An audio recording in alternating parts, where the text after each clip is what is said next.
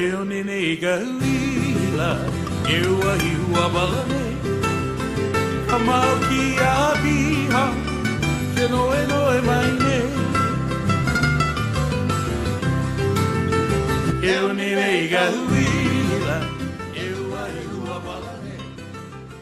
Ka mau ki a Aloha! My name is Maluhia, and this is my little sister. I'm Ohelo, and we both dance at the Polynesian Culture Center.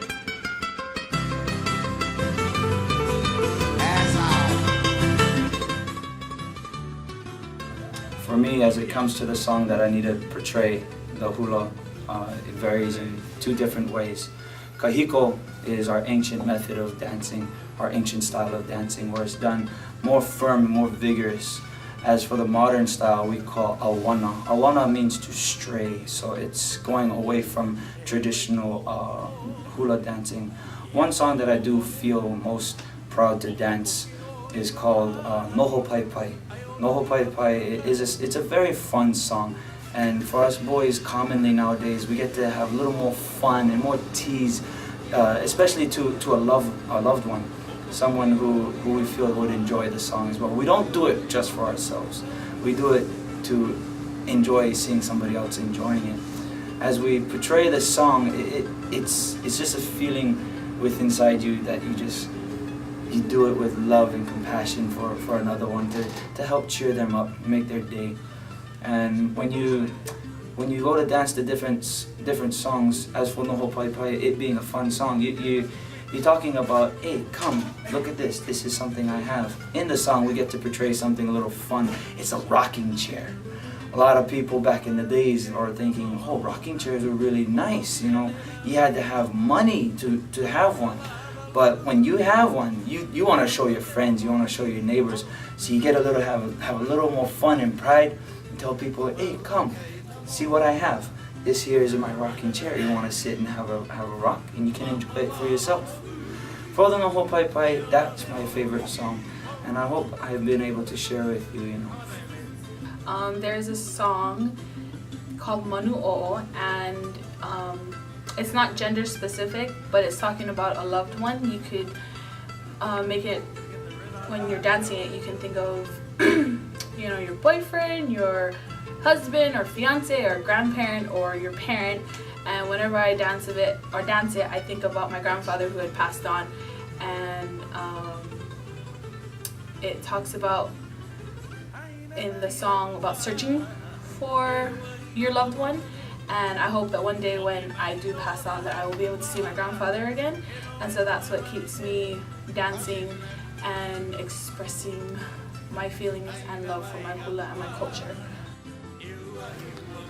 The last time I danced hula was back in 7th grade, oh no, 9th. It was for a production. Our teacher who was teaching us taught us the hula, and I thought it was the coolest thing ever because it was fun and it was very graceful and pretty, and I thought it was really awesome.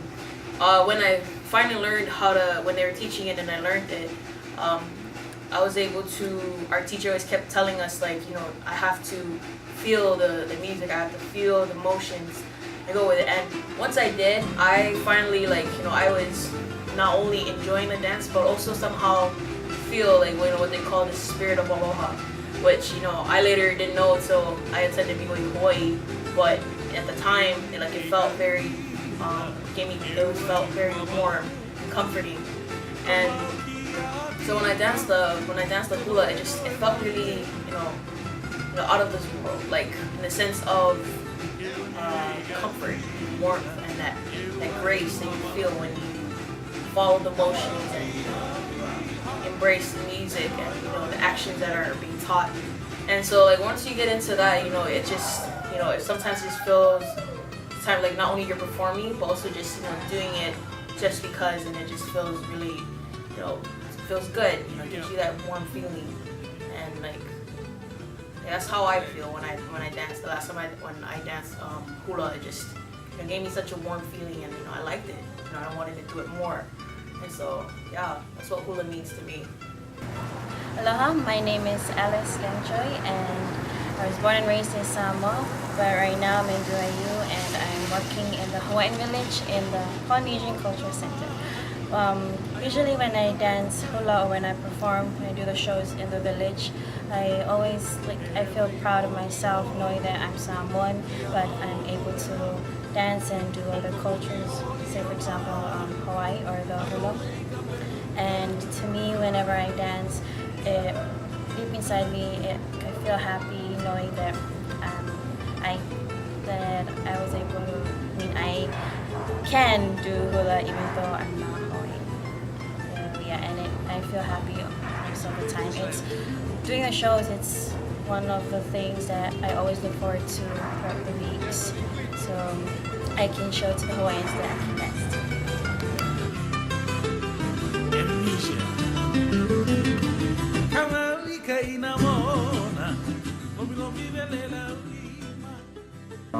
Hula isn't just for anyone.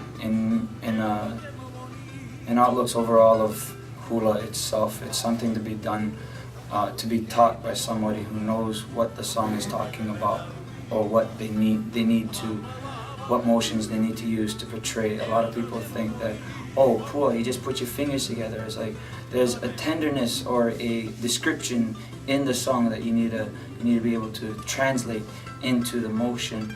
Hula all around is something, it's very basic when taught right. It's very fun with the right people, especially the right teacher.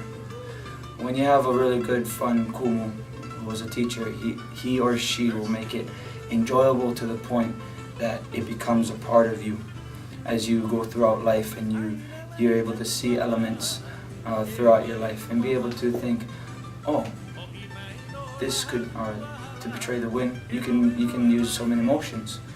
And a lot of people kind of get the hula as well as the Tahiti motions kind of mixed together. And they for Tahiti, you're really basically using your hips and putting a lot of body motion into it.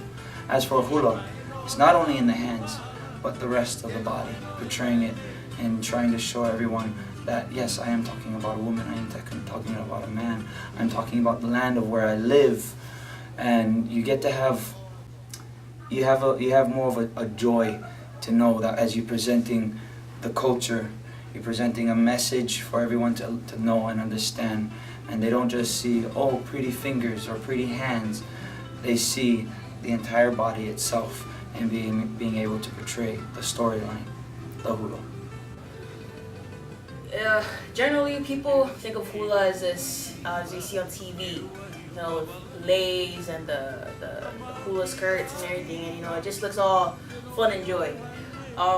Hula to me, like once I've been taught or learned from friends, you know, hula is also a way of people telling stories, a way of people telling legacy, you know, legend and all that stuff. And like hula for me, like once I realized that you know, the fun and you know, hip shaking and that, you know, lei stuff, like there's that one part of hula, the modern hula, and then the ancient hula is the storytelling.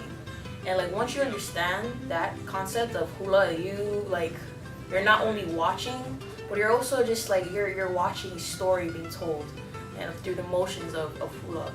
So generally people, you know, see hula as this very colorful and very all smiles type of thing. But once they understand that hula is, you know, there's two things to it. There's a modern and an ancient. And once people understand what hula is, the storytelling part, they understand more, you know, the depth of what Hawaii is, or what, you know, people dance for. You know, they don't only dance for entertainment, but they dance to store this story that they have from their ancestors, and they're passing it on to their, you know, the younger generation.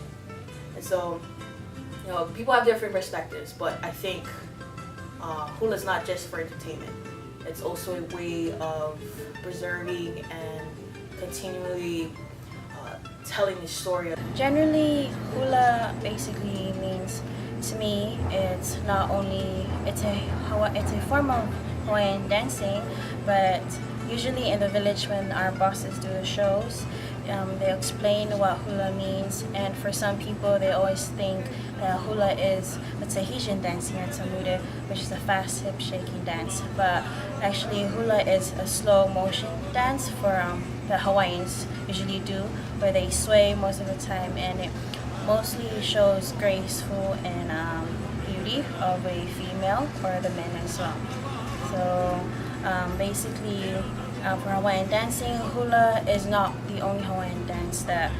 Of course, it's the popular kind of dance, but it's not the only one. There's other forms of Hawaiian dances, for example, kahiko, or the serious dancing, and then hula is the more graceful side of the Hawaiian dance. So back in the ancient days, hula was forbidden for women to dance. Or not forbidden, but only men danced it. When the missionaries came along, they forbade it that women to dance it. It was only men that could dance it.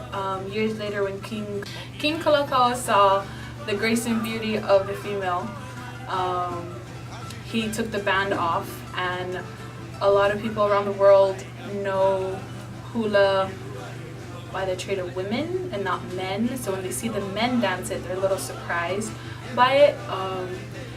And so it was kind of a big deal that women are able to dance the hula now. Mahalo nui loa and aloha. Give charity an A!